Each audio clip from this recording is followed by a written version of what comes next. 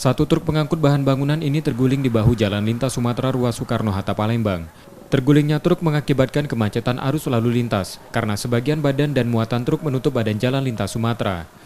Polisi dari unit lalu lintas Polsek Sukarami Palembang yang melakukan penanganan kecelakaan menerangkan, kecelakaan terjadi akibat truk pecah ban belakang sebelah kiri yang membuat truk hilang kendali dan terguling.